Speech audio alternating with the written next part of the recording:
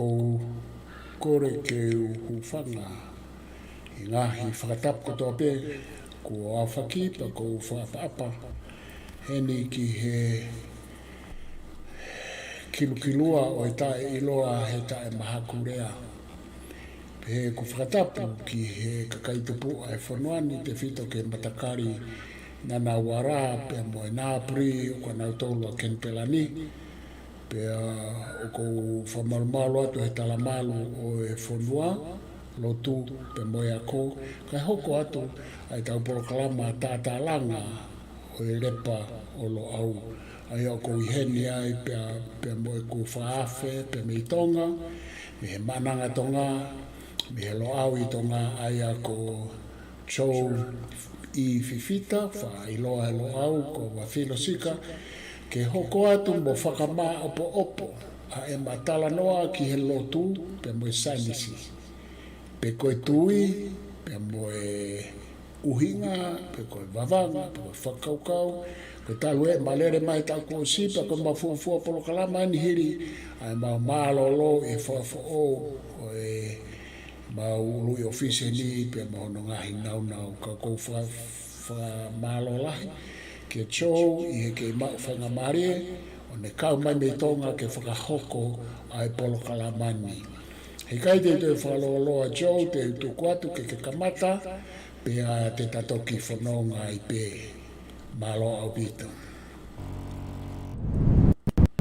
MALO au pito o walu ai Joh tachini pe a MALO lahi o mai ai whainga maari e koe nike pe whaia pe aki tāra noa a whiwaka mo i ka veinga koe nga ka tahanga ka veinga anako ki ai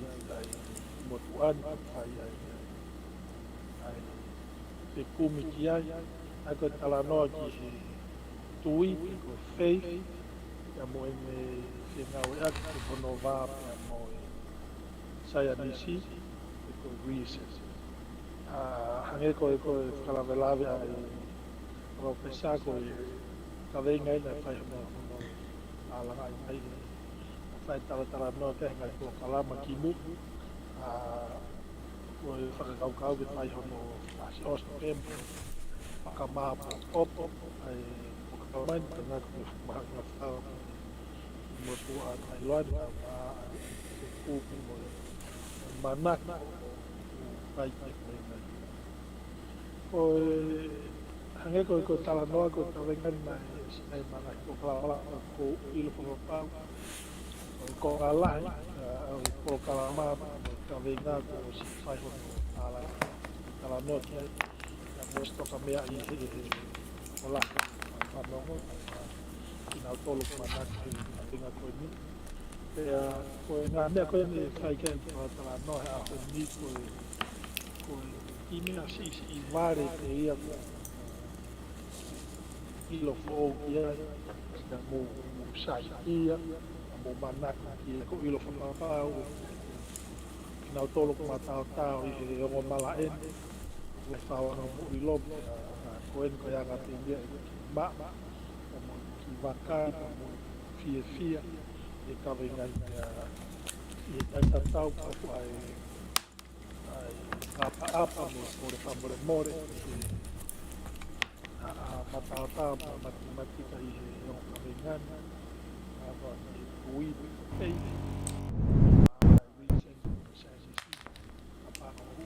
kalava te tawe a multala noa ka venga ka tau pete ilo vai kalava te vai ai ma waki maari Ia mo o ato ha fakakaukau pau nyango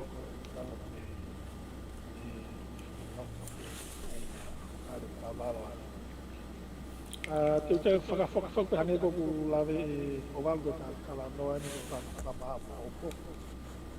Ia koutu o ku lelei pe ki whaki pe o ki whakamāpa o ko si mai pe. Ai amata ai ka venga. Ko ka venga ko faith and reason. Ai ka venga i loa lahena no Tatalanga i lahena ki i lahena. Whakawhikiki na i mamani tapake te o mamani. Pea o kua upeke a hon educate ai na mo Tatalanga ka matapao mama ni ngai mala ko ni Saienisi tui ka pe ngai tui ke tui fakakaukau tui si hahake Siosiua Hindu Islam o ku mau whehanga e kau poto pe a hange ko kalalawi waianga pe me waiwai a motuani e Fifita o manaka ni tawengani pe a talanoa koe ki he faith e waki kalawalawa ki he faith e koe tui o ku ono moni o whakapoi tui pepe o ku whakate fito pe uhinga o e faith whatatau ki toko taha o me mai hama uhinga tai milahi o ue sia ilahi pe influence ai ngai definition ai pika ko ia i he pui toa a mo e a takai o toko taha ko ia a whatata pe ka whakau toko taha lotu au o tui nalko e ku fakauhinga ko i rea ko e ko tui me kehe ia me fakauhinga pe a mo e ai toko taha ko o Saienisi te kamata pe e i he fakauhinga ngā weka fakauhinga whakatau i rea koe ko e ai koe ko i rea au mai ai kona ngā weka kona kena koe rea whakatau ki hono mahi motua i language ko e lea hou mai ni ai ai o ku hawe ni ko i rea whakalatina ko Fifita ko faith ano ko i rea whakalatina ko Fifita ko i rea nia o sola o kola ko i rea nu ngā ue lahi aki Lotu ko i rea ia nei ko amai nei ko i rea ko faith ia mo e hi e ko ngati hei u rea whakalansi mo ai ko uhinga ko i rea ko ki mo ko i rea ko e ni me to mai nei ko i rea Tatalanga ko i rea Litania ko faith ko no uhinga ko confidence or trust in a person or thing or concept ai ko te hanga o lahi te palala iha ko te tui whewheka e mato ko i rea ia te kakone mai e ko ta i confidence or trust iha toko taha ko hapahinga mea te fakakaukau ko concept ai ko tau te he ko whakauhinga i hanga tonu ia o i rea i anga ni te au mai i motua i rea upo au ko tuku mai rea ko faith e tau miru ko tonga ko tūmi ko ngai whakauhinga ke he gulahi atu ka nange te ko talanoa ringa ko mai ko tu Saienisi ka o wa o pe ia ki he ngai uhinga ko mai ko ka ringi na dictionary nga unu o ma ke he ia me ki uhinga vena a fo mai ai a rea ko ni ia latina me France mo ai ko faith ma te taimini ko te fito ki he whakauhinga i Tatalanga professor of Oxford i te tangata ni te sola ngata Richard Dawkins loa kuko i malai ko zoology mo Saienisi whakalukua o mai e whakauhinga anei ko lau o me ate te whakakau e me pui tūtu o me ngāwe ai me e ko faith o tui o te iri i hapahinga mea o ku kai ke iai o kai ia hapa pahinga whakamakatala whakaia evidence ke tango pōpou e ko tango toko ni whainga mea ko ia e koe tāngata ko whahinga mea e lawa sio kia ko whainga fakakaukau. Ia kia i ka moe ka koe whakauhinga e ngata kua ko sakoni i Ma'ananga Kenipela. Ia koe taha ni ai ko isa au e aranga i lahi iho i Lotu ai i lia o. Aia ko ia ngai o fakakaukau koe ki he taranoa ki he sei aia hame ko kulave pau mai ko ia sei o pio ki he maha hape wangi au ki hape o mea kula noa eiti aia mai angari ai mena unne mai a rea me laki nā laki se mahau ki ono usaki mai ki rea kua palangi ko ia ni pai ai ala noa mo mahalo ko rea hokote ko Saienisi ko Risi ko tu o kai ko ha alenga po wen mahalo ko ia no io na au sa hawa ora ka na wa ko recent of Saienisi o ku ia hana na ko la e ko wa ka la le ai ki ia ia tau matau tau imu ale tai ko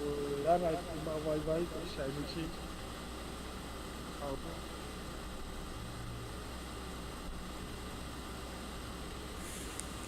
e ala ya kau ya koku kita hantar ni doktor tu sama je Saienisi para boy ngau e ku ai research ai experiment kau tu kita ya no everything space ya tu dia kata dulu kalau nak Saienisi ya hamo ahli kami yang kita sini no te si ya ko ana no Saienisi research ko kata uhinga me aya ka vavanga hi na au uhinga ko fakakaukau na mo ni o ku Saienisi ko pau ke lava o sivi lava tesi ai lava le o ai o ma ari ka fa ma po conclusion mo on me ko ya ai ni au de empirically verify about the lava verified ai ko tala no ya ki recent Saienisi on tatatau ki sei me ko lau di kape no watu di tau to no ka mo tala no ya pin ke pamata di na uno dia ana sa mai ka dia ko sei tu o mala ki uhinga na pamata ya di no no ya para la final balance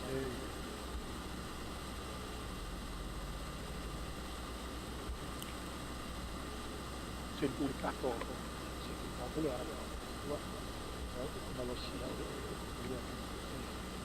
ya tu mahal ko ngala yo para no ki state vision sai hano ko la ve la dua ya ko mo na para no kai ko na ala ko te amana na para no ko ki state vision ai uhinga tai no fal fuori ka venga la uhinga para no ilah mu la pa Aia ko ne bete ki hoko ti ai ko o kavegan o va haro ai ko de ai ola o ku ha u ka hala u ka ka jana whakapatala ko at au Saienisi, kaya au kiti hon e nau tawhaki. Ko toko lahi taha au nau pe faith, kai ki ai hano place, hano nopokana, hano kākungu, ki ngau o Saienisi mo whakawinga. Kea i he taimi tatau o ia i te ai kakai matao toko lahi i he ia o Saienisi mo e whakawinga mina pe ko research o kunau pe he o ke au atlere au ki mau ke mau e kui mo peifia e Saienisi o research ko rea na roka whanga ko kala se ua ko puluku ko kai o no ko Saienisi ata ai ke mau ia ai kui sei e a pere vai ki ola ei ia ai e ki mau o Saienisi ko kui Saienisi ko te e luku ko Saienisi o ku ba ki mau e a ko hako ka venga lai ka hai tu ano te ani ka kara no te i kai i loa i a wako me ai no hango o mai ai ka venga la lahi o mo ui i Saienisi me a kakai a wako ke a hon te moyanga e nau kui te moyanga e nau si he taimi tatau i toki lawe te ki he tapa ke tahani ke tapa ki tonu e tei o kai ke kakai to tope o nau i tapa ki tonu o pou i e tei o nau ke he tei o te te ma o ku kai ke te ma a reason and sadness ai ke wha i ua te moia o konga i he kakai tonu nau o pou na hanga o tui ki he tei tui o kunau he o kai ki he mau ai Saienisi ia hake Saienisi ia o hoka Saienisi ia o whakatūkia ki tei o lahi rewa i hiki o kunau ke he tei o ki he mau lahi ai Saienisi ia o koni lahi o kunau ia aia ai o van lo pe de kutata pa via o anak ke hu ni ai o slau dai o ai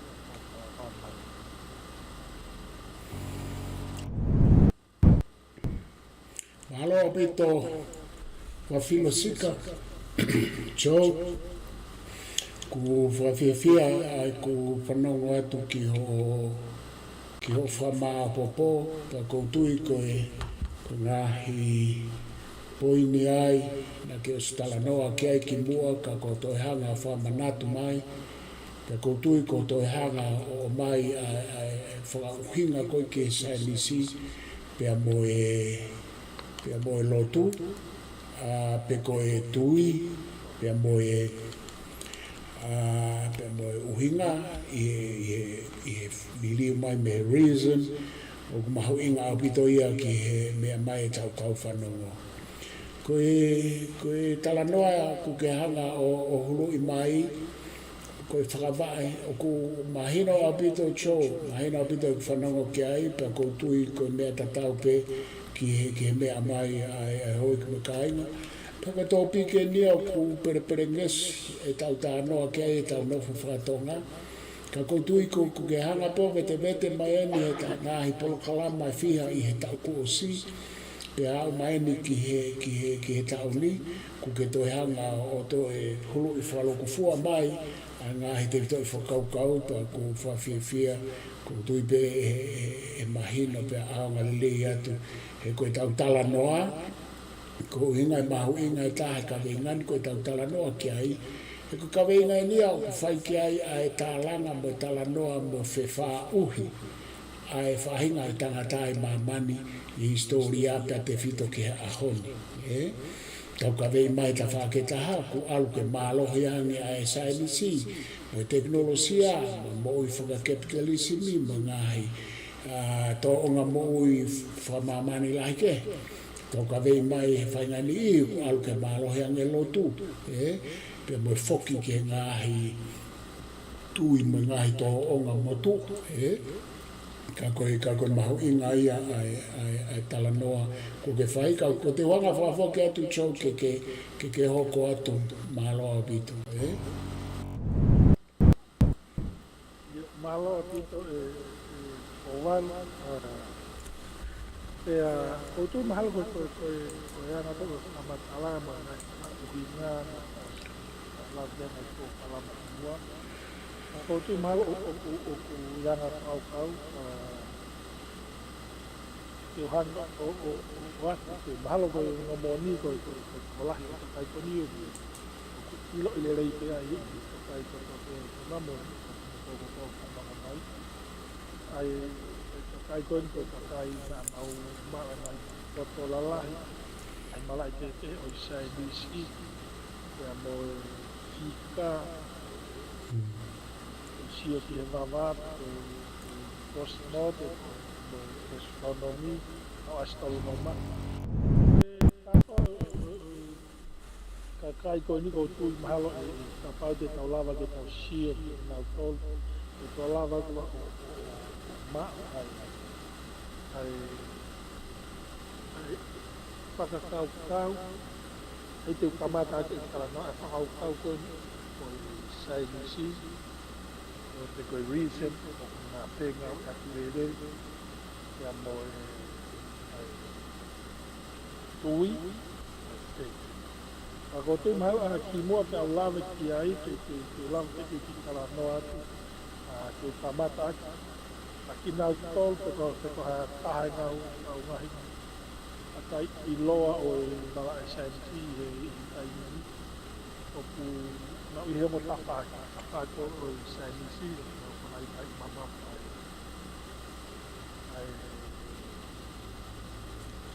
Fed kono no pe na to no tua Lotu te hoka tai te na to I Lotu o kai te na o Saienisi te whanare Are.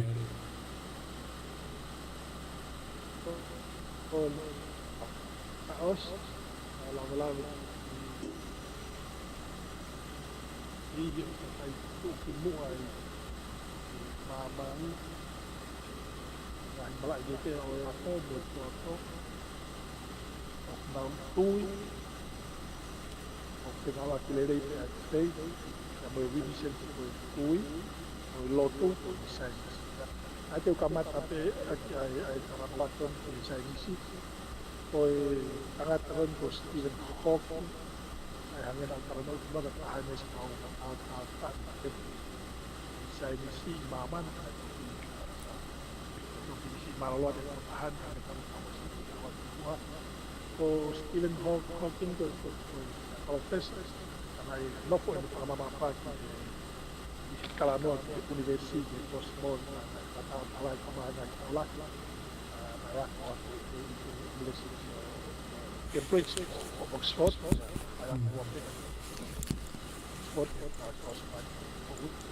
Pagkakata na ilo at utahakot ko na Siosiua utahakot ko na ako hangin ay hatak yung ayan ay kahit pagkakaukau mga argument lahat ay kumal o dihanya pagkakipay kaya nga ngayon ay argument niya na pagkakaukau ay tua ang ito ng kalatawa ang Lotu na mo o lea po tahakoni ko na lea ilo ake tato lah ito lea po universi ay kay Are. Pagkano tama university kakotarean kota handi ko kuno kay o kuya no mapay ya ko wi ko na ono poto na ko mapao ay tahan ko Saienisi Ma'ananga University. Kaya yene tohi nakatahay na ito sa buong pangangataon ay mo sa grand design kiuway ko mamani ko university ko malava ko iya pa uia kaya teme pa iya uhinga ko iya nga fakakaukau principolo o natula ko preparat a uhinga iya kalama iya ni aku kalamit yene pe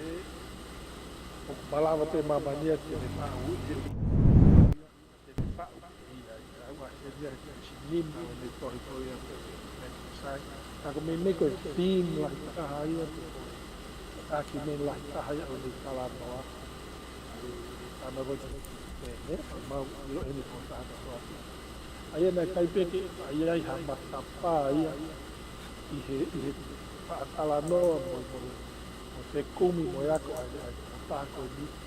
me hanga o kalama i o ia ia o tua ha ia ia ka ka ko Lotu ya mo superneto ya mo faith e tui ai o ko ai ko ni o la o para palanya ne rea ko agoni ni toi Stephen Hawking tohi ko ta grand design aga tola ya motor because there is a law such as gravity, the universe can and will create itself from nothing. Because there is a law such as gravity, the universe can and will create itself from nothing. And then the period of spontaneous creation is the reason there is something rather than nothing. At uhinga mo existe universe. Yang ko lau ko mai ni ilo Saienisi to uhinga ko ito tahabin ta mai na kagituk ma ni na ya de ya quando o momento que há na tua na quando invoke a bahia o que há a tua supreme me lava a pupuni que há o hame que tem Lotu aí tem na tua yang hanga ya dia apa aku katakan ko Stephen Hawking MALO aku ko lalu pilot di kota aku mo ko tahu tahu mo apa anda foto di Allah MALO kaya ko ito apa nangin na tanda nai ko tahu di bawite ko pesta Richard Dawkins tahaya Saienisi mama ilahi malai kono yo pa lau tahori lau pakakaukau la no Lotu pakakaukau Lotu tua tengah tahun ko Richard dan ko faith tahaya ngahi ya palatu o mai ni hano o pakatu ya vision aya ni ngahi rea ko ni kalamai hanga tono pena pakafat atau audi kaji tu itu tahan ya a place or faith di dana kononga ko Saienisi aya ko tu mana ko kata ko ni me mo tangata iloa mo potolah kau ko ni Malawi aku ko ni de Malawi Saienisi Stephen Hawking Richard Dawkins o mai ka pa ke ta ko ni ko fakakaukau di ko do tui de Saienisi mo reason kai ke ha angka lo ko fakakaukau fa na mali i fakon o tui ko fe mahalo ko aula ki te ya mahalo ko kau pe kia me tata me filosofia ko ka ka te Praos ko ito takon ko David Hume ko mga filosofa Scotland na tao mo tanga takon ni kaji puji o Lotu ito arkeologi ui convection Jacob Watak ako niihen atau Fifita Stephen Hawking Richard Dawkins pero natin na check yung MALO ng ating Saienisi kahit yun na tuwi at iyay haang king of the place for faith yang ako ng malaya for the safety and the mahal ko ito kasi ito na ulaki at matakonib kahit yung iya matakonib tau até para que fakakaukau no assim kafaki ko o Lotu ay ihi au ngai fakakaukau de Lotu faith Lotu ya ai kai ke na tuila ya na te tamas ki ma de Lotu ai Saienisi kaya au ala konong uti mahal ko tayo nga mga tata LEPA na kau mo kumana dito to sangat Fifita sangat kilo ako ko mati pero kaya kaya ahorita ayay tuwi mate o kaya kaya tuwi sa right and na kunure wa ke than ko pai pakalere siasi kung hanya tak ay pom Lotu hanya ko para dinua luway tonton amat ayan na kasi matindu ito na undo ko ina ko kaya na rin kuha mo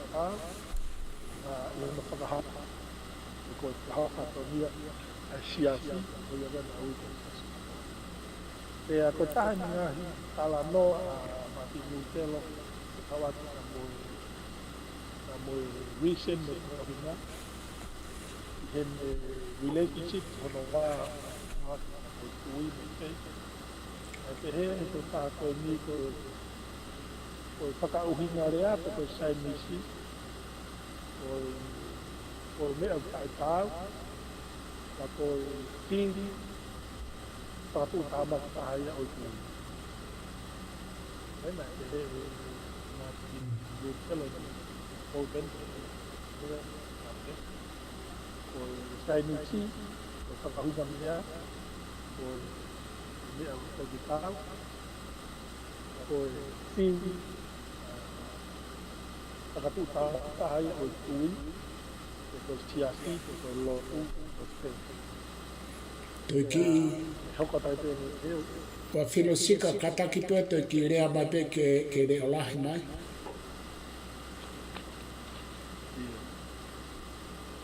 MALO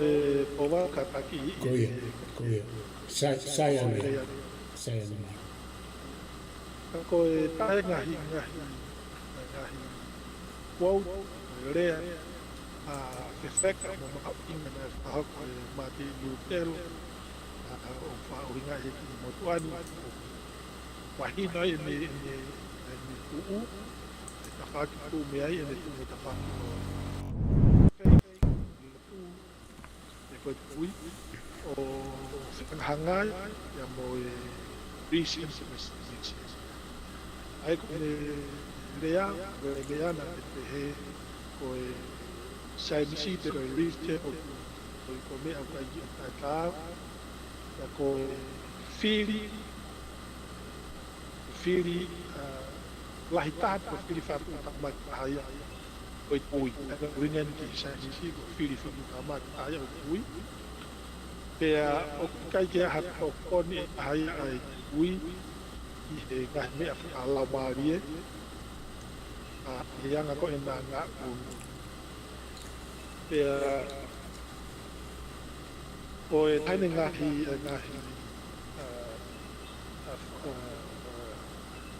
stand ngai Fifita biko ka Fifita biko ya o faith e Lotu ko tui i he waka ha ko o ka i lutelo e ngai ki tui o ya a kum e ai dako pe Saienisi ko ka winga mea i he i ngai mea whakalau marie e whito ki tui Lotu. Ai ko tui mahal ko tala noia o ka whaato ia na pe i ken anau whai ngahi tala noa o ka wakeni o filosofia o filosofia iloa kariki ki mua nau kui o kuia super king o super supreme super level chisi e vui o tua vui hana whenau ka ulai me al malahe ni he mati lolope mati di ana kau mo si ko ni hono ange o ai ui ai ke whakator bia ni ka koutu maha ko foi to tama inga pia ko waka ko Lotu ai ai ke no kui papau ia fica ata Lotu face kui mo reason ai ko yo pa ke mo ko extreme side dia ki ka ha ko sensiu ki Lotu mai se ya ku ni sa ko ni ya ko hai ni ka ilo o ja a Lotu na ai ke ni tu ko pia ha se ga ya ko ko la hi ai Saienisi ko sa ka ri ya ai fono ka ala fono ala ba algo ko yo tafa aquí o val ka o se ai pe fa ko la ro a no a va mar ko tafa ke ti kala ta no ai i pe o ka kai i lo i ta ko pe na da tui senga o aki le ai tui ko faith yang Saienisi ko reason ya na sengalan na se ko dia ki ala fonong ko se kum ko no mai ta lu tol mahal ko to ta ki kama ki o val ya hanya ne ta go du ya na no pelo pa ko wi ngene ki no ya sias ya pero Tatalanga ana extend ko ka ki yo la o tala no ki o mahino tala no ko ki faith or reason Saienisi ko ka Lotu ko mahino mo e ke te ko ai ta no ko ui ko ai ko ka no ko tama Saienisi ko na ku Lotu a pudi ko MALO ko na ku a fica tolu ko na tolu na ku fica re a Saienisi a bo Lotu ko faith ko reason haka ta akai ilo ai historia ko ka fatano pele di no ko kana i tapa i toa ko so me tau loua ai e tahi o alwalu na me tawai me toki en skeptical so me toki he opi te tau me tau i ko na mahalo ko ni sa sife ko aki mo te au e aki wa te aki o tui ya mo sai ai ko takano o ne talanoa pa mahalo ko mai o do chini e me tohi and pehe ko faith and reason are like two wings on which the human spirit rises to the contemplation of truth. Ai te ngata ko ai ko no ora ko ne te ko tui ko lotu ko Saienisi ane fakakaukau ui he tangata na mari na mapuna haki ko na mang haki na viviri ko hoi he mo ni ko chu ya ko frasi ya ne ya he ka ko tua na ko ani ki he mas ko tangata ai loto viviri ko ke ilo ki mo ya ko ka uia he tapu Saienisi Lotu ni hanga fakakau ia Ma'ananga Tonga ia ai puna haka lau pare tangata i ni ni o tuana haka oanga tangata ai ho ni viri ko te tio Marco tohi ko ni na pau i tapu so ni pagoa i MALO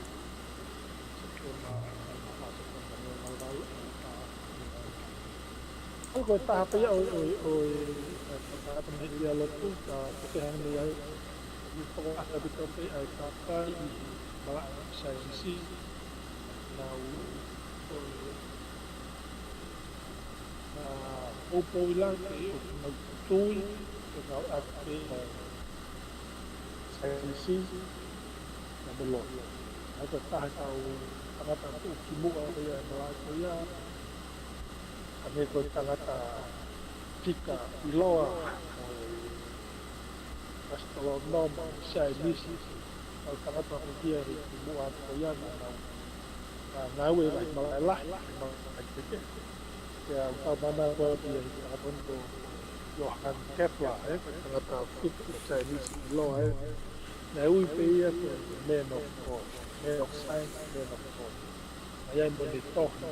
to ina Tangat ko ni maha so ka ingoa ko pa ko na vavanga ko amayen ko isiko no uye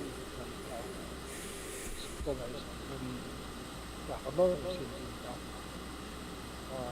ko ni ya tangat si ama ko a foto yo ko pa na ko bala Saienisi ya inga hitai mi kena ne ke mo ai ilo Saienisi na ika ki fabul puri ha uji otwa uji Lotu very spiritual ya me ko lau ko lo fa di mala Saienisi ika tapau tui da apa tui na me ako to a ya na awi mo ilo na me ako to ai na pa pakala lagi wa ya do ta ni nga hi awi pa ko nga nga toi to ha ai ya na ku ya na ang ko ta nga to beauty the harmonies of the world para nós harmonize a família, a nossa cultura, a nossa estética, que a gente uia sama kami ke awal ini di sini atau kata kalau sakit di ton apa ya sakit di ton ini sangat apa lot yang lain discovery na ilo na sama inga ko na quality horses na niya ko to yan Lotu pe ki mo na ko hokat ni Lotu kana ani di na ya ko di na ilo ko tua na ko na pina tuyo tua ka ikai ke kami ko di Saienisi di kain ko natin na sa kakaya story ko o ilo ko o na fasyo lema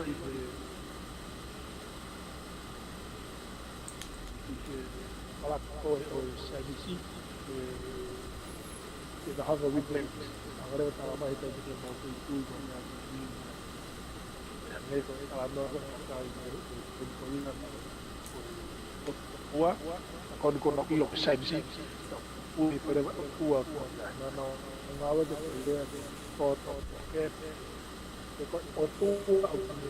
ia ite ka tai ni te piti ka na me o ko na tula kai ko ai Saienisi ki skava dinga to to no ko nah ini aku yang nak pulang pulang sama tua punya hati itu apa itu aku buat ini kata yo mandi oh tuk mana katulisi ngawe aku ada ko na wakat itu ilo mana ini ngawe aku masih pasal ko mengacat o uhinga man ana pela ka juga ke ba o ya ka juga ko stilo sai tapi lo kan me pa hapo ke a yo an ke han la sa on la vitena o si pena ilo ke la o si stava ana pa MALO ia pi o wa na Tonga ke na la ko mau ke hane ai sa di pun o to pakahiti mo pakalanglang yo ai ko to pakaya ha o ya di pun to mo ngawe wa ya ko ku ya i Lotu apa ko to sa mahalo ka je ku ya ta Galileo sa pena di tao ko no ko ano tao buang sa di ahin naman ko pakai o ilo ke o tu mahal ko na kau kana saja ai dia mo ni yang ai au tu Lotu au tu kito Vaticano siasi kata kai ke pokok ke mo de tu kuana tu to kana poni ka mata aku saya kaya na tipum yo blok ya hoko ta ke os mahal ko to Tatalanga to sangat to rock oil di foto dia sangat baik macam LA atau kalau dia sama untuk apa pentel ke tambah cedet seri di koi sangat teraya koi sangat ater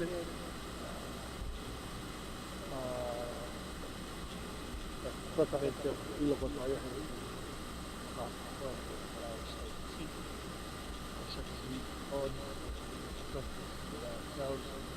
Ako kakaya ko pala, kakaya ko pala. Kung may tip tayo, kung may sili, kung tama ko sa Saienisi, Siosiua Francis Collins, ito yung mauwi namin na may pera ito sa Marikina. May hanggang Marikina, National Human Project, may tayo sa kahiman ako, vete kiti na rin. So, sangat ako dito, sa school ko sa Nga-awe, meron ng nga-awe.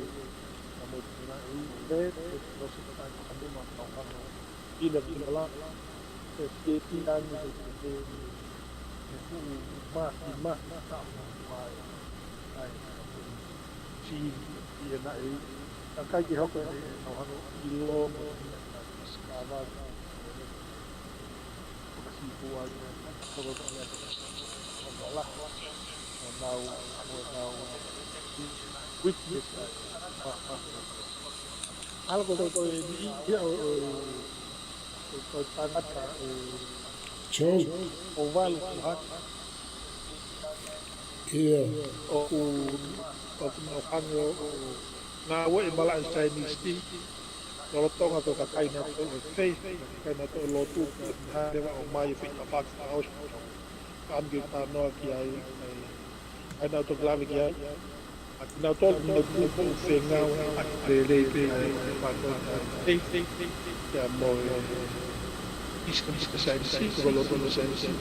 ya hane to lau o van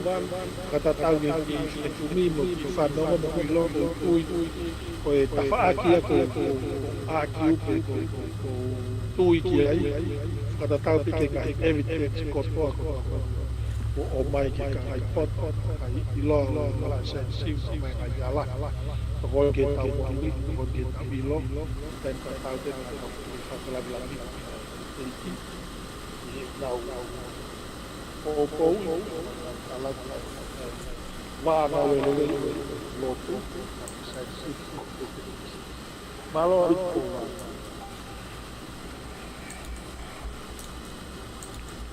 MALO bito Joh pea o ke ai mea o ku hoko o ku alu pea tāna o hange o ku ki fade atu fading ki re o si ka kokore peke ki to le rea mai peke ke le lahi ko ngā ko ko wha ki alo o re o si ka ko wha malo atu ki he ka noa konu ke whai mai ko tui o ku ke hanga o hulu I mai ai feto ke aki koni ai tui pe mo hanga whaka uhinga ki e Lotu pe mo Saienisi ai a koe ko mea ko ku asimai na ke omi a Richard Dawkins pe mo nautoru koe ni Haika Stephen Hawkins. Joh ke whanewa mai te? Ia, Stephen Hawkins. Ia. Pamo Stephen, ko tui ko mo tama maari e ia. Ke na ngā omi e na viu e na whakaikai I ai Lotu. E na whakaikai I ai o tua. Pake hanga o mai e kau filosofa. Ame ko David Hume, pang tokolahe bete kau filosofa na nauhanga o whakaikai I ai o tua. Whainga ni na nauhanga o whakaio ki he te whito I fakakaukau o e fu'u supapini. Ame tau pehe ko Baruch Spinoza. Hanga e aia o pehe ko otua aia ko e fufo I universi whakaluku fua. Aia ka koe hulu kou ke hanga o mai ta whaaki o kunau whawhepaki e Lotu mo o tua o mai ta whaaki o kunau poupou ki ai ki he Lotu pake o mai rewa ta whaaki hange ko tui tapu palo uo kune hanga whakatou tāria mo ta whaaki hange ko hotala noa ke a Martin Luther ke ne kala mai ko Saienisi ko whiri lai tahaia o Lotu ko ki whehupe e Joh ko o atu ke whanma kia ha tala noa ko haia ho o wakai ki uhinga te whito kune hanga o ai kau Saienisi mo kau filosofa ke na uhanga whakaikai e lotu mo e ako. Ko uhinga ko ngā hi whato tolo, mahina pē ko ngā hi whato tolo na uwhai, ka hange whako tala noa ko e pē whahinga ia, hange ko whatata maka karilo ma Kenipela ma. Hange ko ku iai pē ai kau Saienisi me kau Vafilosika na utare. Ka koe whahinga koe na utare e lotu, ka koe whahinga koe na uhanga whakaikai, pehe nei o ku nau sio ki a whainga mea, o ku te eki ke sio ki ai kau Saienisi me kau Vafilosika kou nau whakaio, o tatau te mo kau Vafilosika me kau Saienisi nau whakaio ke lotu, pehe nei koe umea nau sio ki ai, o te eki sio ki ai a Richard Dawkins mo Stephen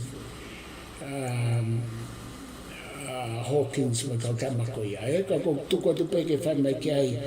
hao tala noa, MALO. MALO atito ko tu mahalo ko taimi lahi ku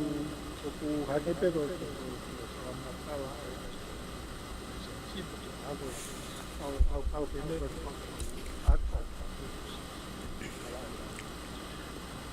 ko tu pata tangata ku ia ngahi am whakafu ku ia to taha fu e ono atakai e kuate I nature environment wherever the equal of natula of nature o MALO the lava pigi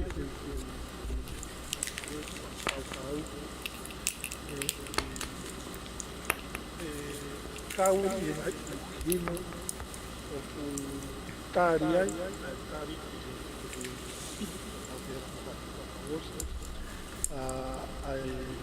I counter site what the part of te hana ai ka ta pe hange ko au ka na o te avia de akimen pa waki ko fallacy ya o nga pe ko pa fa ke o isite ko Lotu fa cristiano e evangelista para o kapana pa vena ko ka vi mahalo pe Islam tu ako tu mahalo kau tau pe ki o kau Saienisi ke taha pe ko ya kai ko vai ko taha pe ai uhinga fanya tai ki ga uno e taha ni apa Saienisi oi ya area o uhinga pe taha pe va ko vai ta ba ya kau ko taha ngai uhinga ko ka pasko e ke mai ko I Lotu ko cristiano o kulaila e mai no ke ngai like me au beyond materialism. Now we look at the Talano Saienisi is all about material. Talano te ka ngahi me au to ever hak maalunga material the nature. Ai ki na hai na to ya o fa pe pa ki no to to la because I just got to ko la. Pakatata ko au Talano ko I miracle ko me amana o ka ke fa taria ye au Saienisi beyond here netro super natural and nga ye netro ka ko I taimi tatau o ka ke ngata e na sio ke ngai na sio ke ngai me o ku kai ko fika wa sio ke ngai me o fakana tula matio ko tamu ta Talano ta e la mali ya menganya pe o be nganya ko na tadi na to mata tau ki kau O fica tolo pe que aí hang o si o que ngai me o que fatare he ko nga pe ngai ko la o tu e Saienisi ko e ko to ape o firma ke i lo no oni o pau ke malama o pau ke fakahoko ke ha si ko atesi e lama o verify ka to ia i paka Saienisi empirically verified. Ang epekoi matataga pau ke tarano mai ko ki Kristania ke ko me ko na pekia se supa tu ko tahe ke claim ma ong la la hita o Kristania ia ngai pau ka ki ma wa ka pa na lama o fra halaki fa test fa halaki pa ya ma ko to si ai Kristania o ka ko tanto la no ko Saienisi ko ki hono CV mono tesi fa Saienisi tau si lo pe ke malama ki ti pa Saienisi ai vesero ni ko na ka ki lava fa foki mai su ano o testi la ke no ia tu ya ka no ai ko ngai me pe ko tana ko ki miracle supernatural balu ale ia na kula bola kula aku ambil mate aku ambil aku machine kita lama otomatis di PHB dia ai ko kana kula ko miracle level ala level kita dia na o cristiai na really ba ova ko puli sai ko fakakaukau ke ano test para Saienisi fi mo ya malaba ta ni di tau apa di tau alfa Saienisi apa e karata dia ia ke la mate o mai ta ka tau to fakakok ba ka i pela i vende o historia ka test para Saienisi i tai min ako ki ko ta e ka i me ko o tukia ana ai tui ai takai o Saienisi ai fakakaukau o Lotu faith for reason. MALO abito Joh Vafilosika io koutui ko ngā ko tatai mā pa koutui ko hotari ko iau mahino abito Joh mahina abito ho foi whamatala ko ia malawa ke hanga e a takai mo whonua pai kai ngata ai ko ngā ko a takai o kakai ko ni kuna wako pe malawa ai ke na usio ke whainga mea mo ngai whamu oni ko ke talanoa ke ai pe i ta wha ke taha pe mo taukawe ko e Lotu nau taukawe pe ki he nau sio ke o mea whalau maari o kui kai lava kau Saienisi ke nau hanga whamoni ai a koe tau sio koe ki mua tau tuku au mai hange koe na tau mei sio tatau pe ai ngahi whenua newe nau kekehe kana nau sio pe ku hange u whakawhai mana mo ai otua pe koe ngahi otua ai ai he tau tuku au mai koe mapuna koe a Saienisi mo filosofia ka matere wai ke as malohi mai ai u fakakaukau o ku pehe o ku whepaki pe moi o tui whalotu ko ia pe kohono sivi ke ano mooni mono tai mooni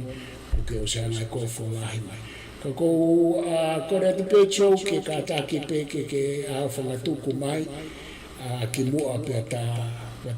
tawa e ta POLOKALAMA ko tui pena e lahi apita pena he mea na mahino atu ki e tau ka whanau neango e ne wha aluifu o reo siki kai sai kai whafo ki atu MALO MALO pito festival MALO kai ki te aha whama popo ai maru ngai a tope ka ni we whama popo pe o via te hange ko tanga to na lava ga nai David Hume professor Immanuel Kant na ia na pare ma hange ko te e to Pea mea ko ki maalunga haki i no molo ko na tula. Tau te whito ke ngahi miracle. Se no tahia ngai ko ngā lahi. Oi kalanoa ko oi lotu tuina ia ngā miracles. Pea i he kanoa e o tangata ko ni o poto ko indigo. No se na waloa. Kana. O na talanoa lahi i he miracles. Mo hawhai ka uhinga ke whaiahan talanoa uhinga mea i he miracle ya mo ngai kalanoa ko tolo. Ko ui o walu ko fakakaukau. Talanoa ko ki he faith for reason para kopiti. Mea ko maunako ki ai ngai mea ko ilo me ngai toko ni ko tape mo mai ko. Anya ka veinga tu ia kai ki pose awake mau pe i ngai ai ni ka ko mai e ka au ngai fa. Ngai fakakaukau o e nai kamata mai ko he ngai kai ni ko no kau oto karisti Aristotle ko philosophy lo ya na i pe na tui na si ai pe na no ana ko kai mea ko alpe kai mi ha o ngai kai mi mai o Agustin o ngai kai mo tom akin na no ai ke faith mo reason na un ho pe ma fu ho pe ai fa ko ni pagwa man ke kai mi ni o ku to ki hangel to ki effect na question ya ai ai ta whākio kau wako, hau me ta whākio kau lotu, hau mo nau kolo ko nau mau whākau o si ko tu maga ta whākio ko alai tātai ni. Ta whākau whakatau o si pa ko kumata ki hangi holo mamare i koi nau nofoko pe he ko lotu ko ia ta tāte kai kene tu whia maa wa Saienisi. Ko te koe mo whakaukau alahi taimini ko Saienisi mo lotu na ngā ue whakata. Ka whake ta hako Saienisi a tata te kai te ko tu mahalo koe nai whakaukau ia ka koe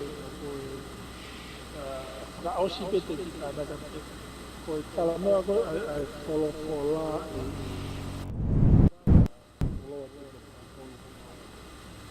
i mua mo matata o eria tuni o ku lahi pe ai kotu a lahi pe mo nahi Polokola wa pe ke tau pa mo wi sisu ni kalamai ba inga pe ke tau si ba inga pe ke tau si ke na tai longa si ke na kai tai ni si ke na ke tau whaka uhinga me ke tau lama ilo ai na hia o ko ka tau ke tau si o ta mai ni ke na uhi ai ko te au ko e ni ai o na uhinga e ni ai o ya ko ya whaka osi a te ai ko vale a na pone lo tu ane ko glau a kumeni a fatia ko ngari ko pakao ko o to Siosiua ai se ka tere ko a Lotu ka sten e tala no a tolo kola wa kita vai tolo ve sta ma o me la maya o tau mate teu ba o pe otro ta mai ilo be ta mai pakabon ia buat awas dekat ia buat di time ke ia ada itu kita kita ramai kita itu itu o te hata ia pa te ki ai tala mai kita bate ke avilo tato lah si su ne asmai da alo o te tala no a kai te pare tau te fito ki a paula hal te tano ma hina ta no ngai tala no he tohe ngā ue, ana ko ka Steven, ngai tala mai na nau kipei, reason. Ana ki tamai na au te malanga, tamai na nau ki whakakambinga aki. O apolo to mama he i ko i ate musio no hagolo rea. Eria ko ni ai na kai ke tala no aki, na kipei, o nau sirera ki o whaere no papo. Aga fakakaukau mai ko he lotu ka tau te white ke toi tāku malo ko mawhai malo a tahaya whako na lotu whakariskane o ne hanga pe o mai e te tau me pou tala mai te tau ke tau alo recent sa mo tau pili tau ke pano ak te ke tala mai ke tau ko tala kui le ke tau ki tau to tau o dialog tau o debate tau o talak ai tui i lo tau mau lange pele me kai Steven o si paya mahalo o mal go ki pama po pe ia ga tu me ga sio lo kau ka ne to lau ko ka venga ni ka tika kai ni na ta ho tala ngai awa ke ma pe ma pu na ka ka po ai i lo ko ai ta ki men ko ka go tu malam ke ta kala ko MALO Malo bito Vafilosika. Pea Vafilosika bito. Ai tala noa mahuinga o ke whai pe ma wha ma opo. Pe koutui ku lava ai ta POLOKALAMA. Pe hange ko ho tala noa. Ke tato e whoki mai pe. Ia fo i turiki ia. He ko ngā he kai peke o se ka veinga ia ko i ni. Ko ai ka veinga taha ko fakakaukau atu. Ki he ai ki whikau aki mo ka veinga mahungani ko whiwhusi aki i he fakakaukau o e tapa. Pe ko e topu tapa. Mea au ku pehe ko e Saienisi ia mo filosofia ko ke ha mea ai e tapa. Ke whai hatala noa mo whakatotolo ki ai. Ka pehe ko ai o mea ai he Lotu o tapa. Pe ko topu tapa. Kai kehe ko u tō kehe pe ia. Ka koutui hange ko ho whamatala. Ke lahi waware ai mea koutui pete ke toi whoki mai e ka hau e ta POLOKALAMA hoko. Pe mo toi fakakaukau pe he koe fuu eria loa whaalahi lo loto. Pe mohono maa kupua. Ka kou whamalo ke te koe i he POLOKALAMA ko ke whai. Ka kou whamalo atu he teu lahi ko ke whai. Pea ko ofat ka te koe mo family, ka tatau ai,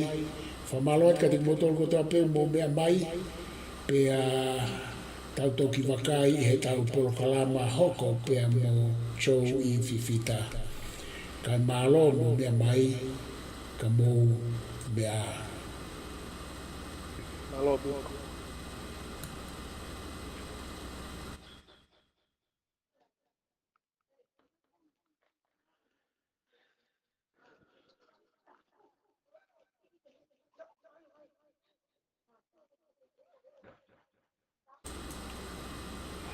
So ke whanonga mai? Ia. Koe ni ku ta tatau ki tua.